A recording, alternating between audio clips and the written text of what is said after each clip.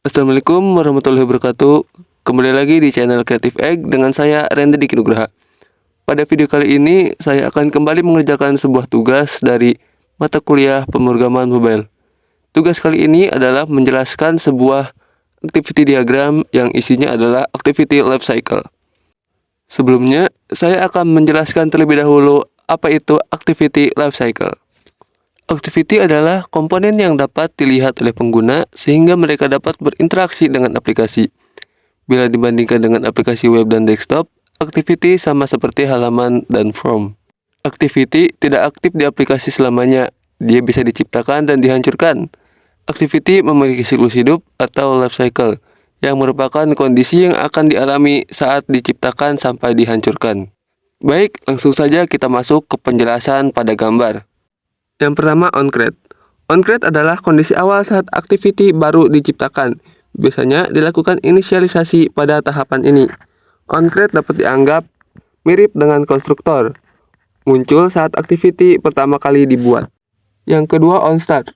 OnStart dapat dianggap tepat sebelum activity dimulai.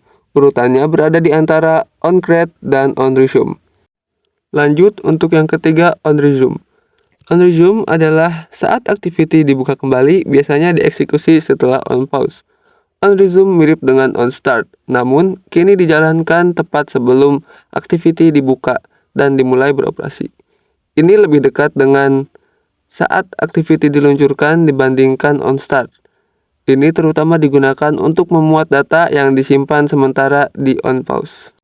Akan mudah dimengerti jika kita menganggap onCreate, lalu onStart, lalu onResume sebagai urutan activity yang dijalankan secara berurutan sebelum dieksekusi.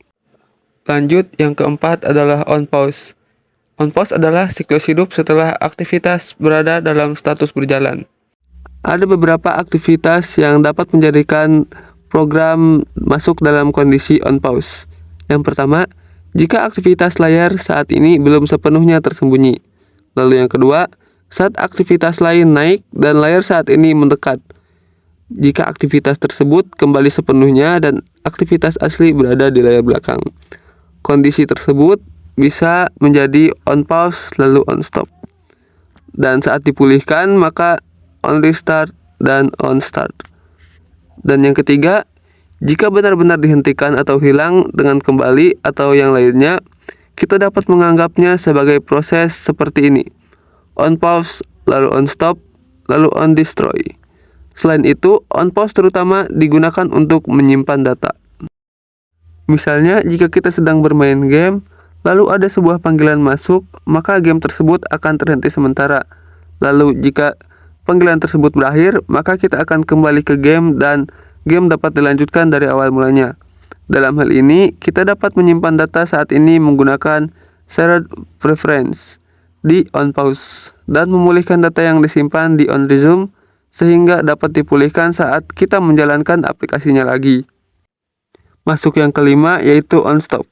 OnStop adalah metode yang dipanggil ketika aktivitas yang kita gunakan benar-benar tertinggal dan tidak terlihat lagi. Namun, aplikasi dapat dimulai ulang saat berada dalam status onStop. Dalam hal ini, aplikasi akan kembali ke siklus hidup onStart melalui onRestart. Sebagai referensi, onStop tidak menunjukkan bahwa aktivitas tersebut telah dimusnahkan. Selain itu, misalnya, jika tombol beranda ditekan saat menggunakan suatu aktivitas, onPause dan onStop akan dipanggil dalam urutan tersebut. Dan karena aplikasi belum dihentikan lagi, saat kita memulai ulang aplikasi, aktivitas asli akan muncul dan saat ini onRestart dan onStart dipanggil. Dan jika kita menutup aplikasi dengan tombol kembali, maka aplikasi akan dipanggil dalam urutan onPause, onStop, onDestroy. Dan jika kita membuka kembali aplikasi yang ditutup, maka aplikasi akan dipanggil kembali dari awal, yaitu onCreate. Mengapa aplikasi akan onDestroy? Karena onDestroy dipanggil ketika aktivitas dihentikan ketika tidak lagi digunakan. Jika kita menjalankan aktivitas lagi setelah ini, aktivitas akan dimulai lagi dari onCreate. Dengan kata lain, onPause, onStop, onDestroy dapat dilihat sebagai urutan siklus hidup setelah aktivitas dijalankan, seperti yang sudah disebutkan. Namun, menurut saya akan lebih mudah untuk memahaminya jika kita menilai dari sejauh mana aktivitas tersebut disembunyikan atau dihilangkan. Baik, sekian penjelasan dari saya. Gambaran siklus hidup ini akan sangat penting sehingga kita harus menghafal dan memahaminya. Saya Renda Diki Nugraha pamit undur diri. Terima kasih sudah menonton. Wassalamualaikum warahmatullahi wabarakatuh.